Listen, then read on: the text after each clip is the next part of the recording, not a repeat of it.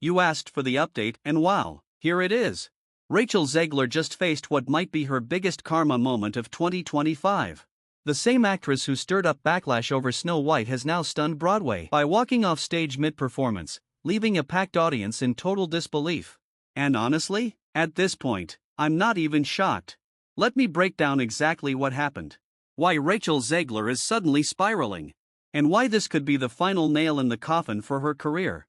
So, if you clicked on this video, chances are you've already heard the wild news. Rachel Zegler walked off a Broadway stage right in the middle of a live performance. Yeah, imagine dropping hundreds of dollars on tickets, only for the lead actress to just bail mid-show. Total chaos. But here's the thing, this isn't just another behind-the-scenes theater meltdown. We're talking about the Rachel Zegler, the same one who tanked Disney's Snow White remake with her tone-deaf, woke commentary. And now, it looks like the backlash she stirred up is finally catching up to her. By the end of this video, you'll understand why this latest disaster is way more than a bad night under the stage lights. It's the fallout from a much bigger pattern.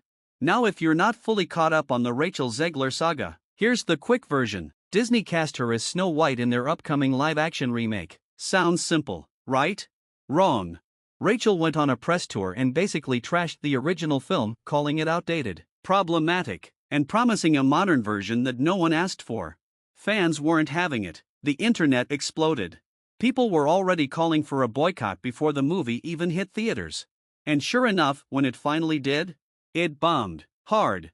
We're talking empty seats, dismal box office numbers, and Disney reportedly losing millions. But did Rachel learn from the Snow White disaster? Not even close. Instead, she pivoted straight to Broadway, hoping a role in Evita could save her career. Spoiler alert, it did not go as planned. Alright, let's break down exactly what happened on July 24, 2025, because this whole situation is insane. Rachel had already done the matinee performance earlier that day. Everything seemed fine. No drama, no issues. But when it came time for the evening show, everything fell apart. According to the New York Post, Rachel completed the afternoon show, but couldn't continue with the night performance because of illness. Here's the strange part, she didn't call out before the show started.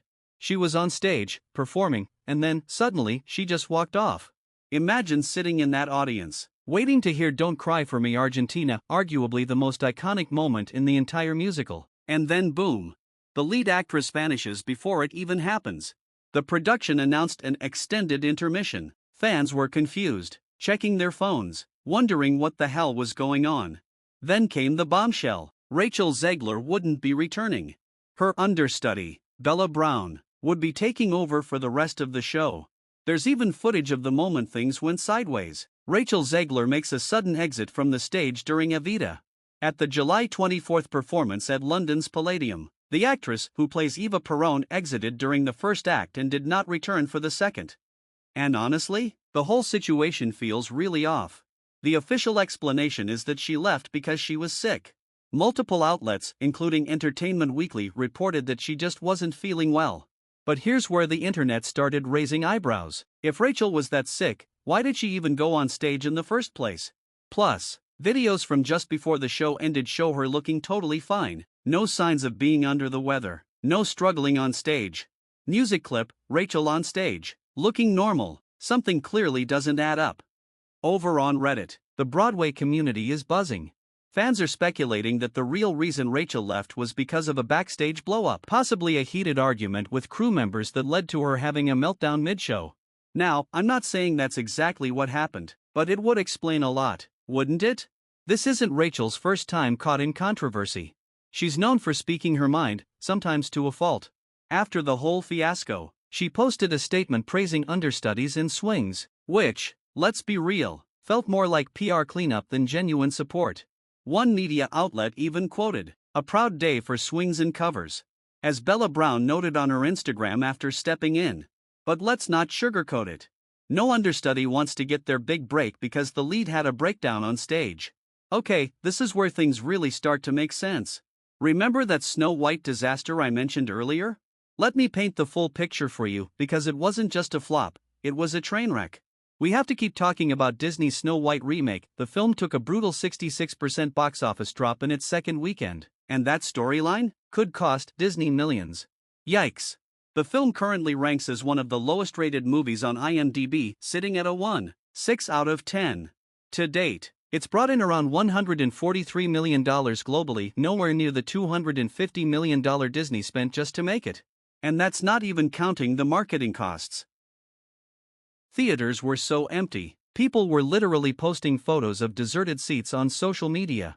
By weekend 4, the movie had lost more than half of its screens nationwide. Some cinemas didn't even wait, they pulled it early to make space for films that actually had an audience. This wasn't just a weak performance, it was a catastrophic failure. Fast forward a few months, and now Rachel is facing drama on Broadway, too. Come on, that's not a coincidence. That's a pattern. And speaking of patterns, let's talk about Evita ticket sales. There were plenty of rumors going around that attendance was dropping because of all the bad press Rachel's been getting. Honestly, it's not hard to believe. After the Snow White mess, a lot of people weren't exactly rushing to support her next project. But here's where it gets interesting. Sources like Deadline actually reported that Evita had strong sales and that demand was high thanks to Rachel's name being attached. So, what's the truth? Honestly, I think it's a bit of both.